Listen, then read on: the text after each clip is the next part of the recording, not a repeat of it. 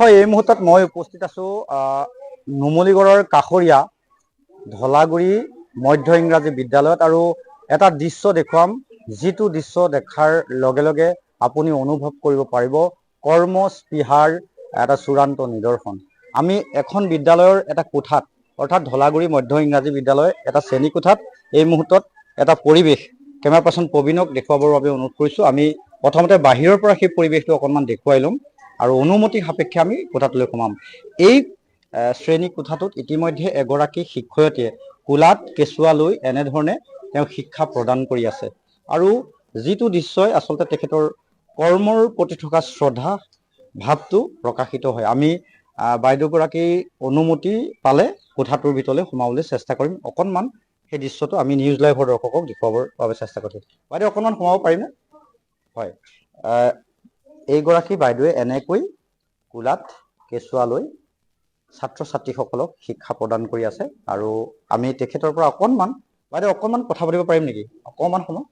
হয়, আমি শ্ৰেণী কোঠাটোলৈ সোমাই আহিলোঁ। আপুনি মাইনাটো কিমান ডাঙৰ হৈছে বয়স? মোৰ মাইনাটো এতিয়া 7 মাহ চলি আছে। হয়, আৰু এনেকৈ কেঁচুৱা লৈ আপুনি শিক্ষাদান কৰিবলৈ হয়, এনেকৈ মোৰ ইয়াৰ মাইনাটোৰ 4.5 মাহ হওঁতে মই স্কুল জইন কৰিব লগা হ'ল। 6 মাহৰ মেটাৰনিটি লিভ লৈছিলোঁ আগষ্ট মাহৰ পৰা।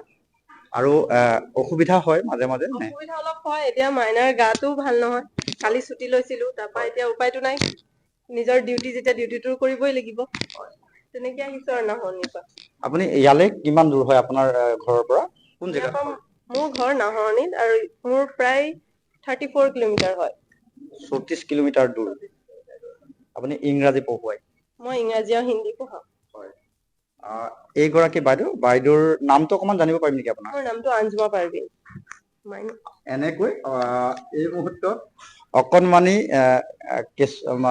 শিশুটিয়ে এনেকৈ মাতৃৰ কোলাত এনেকৈ আছে আৰু বাইদেৱে এনেকৈ ছাত্ৰ ছাত্ৰীসকলক শিক্ষা প্ৰদান কৰি আছে।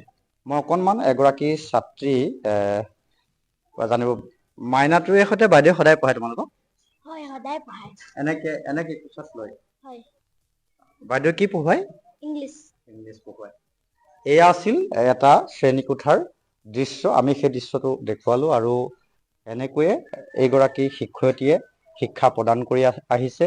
তেওঁৰ কৰ্মৰ প্ৰতি যি আগ্ৰহ, কৰ্মৰ প্ৰতি যি শ্ৰদ্ধা, তাতেই আচলতে প্ৰকাশ হৈছে, এই দৃশ্যটোৰ পৰাই প্ৰকাশিত হয়।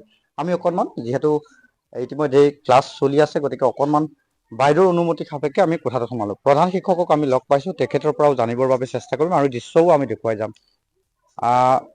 অঞ্জুমা পাৰভিন বাইদেৱে কোলাত কেঁচুৱা লৈ এনেকৈ শিক্ষা প্ৰদান কৰি আহিছে। হয়, মানে কথাটো হ'ল এইটোৱে যে আমাৰ ধলাগুৰি মধ্য ইংৰাজী বিদ্যালয়ৰ সকলো শিক্ষকে মই ডেডিকেটেড শিক্ষক বুলি ভাবোঁ। তাৰ ভিতৰত অঞ্জুমা পাৰভিন একদম পাৰফেক্ট ডেডিকেটেড টিচাৰ বুলি মই আচলতে ভাবোঁ। আৰু তেওঁ অকল শিক্ষণ কৌশলী নহয়, অন্যান্য যিখিনি TLM বা অন্যান্য ধৰণৰ অৰ্হতাৰ প্ৰয়োজন, সেই সকলোখিনি অৰ্হতা এই বাইদেউগৰাকীৰ ক্ষেত্ৰত আছে। 2019 চনত বাইদেউ আমাৰ বিদ্যালয়ত জইন কৰিছে আৰু হয়, বাইদেৱে জইন কৰিছে আৰু জইন কৰাৰ পৰা আজিৰ তাৰিখলৈকে বাইদেউৰ যিটো বিদ্যালয়খনৰ প্ৰতি দায়বদ্ধতা বা যিখিনি ডেডিকেশ্যন, সেইখিনি খুব সুন্দৰকৈ দি আহিছে।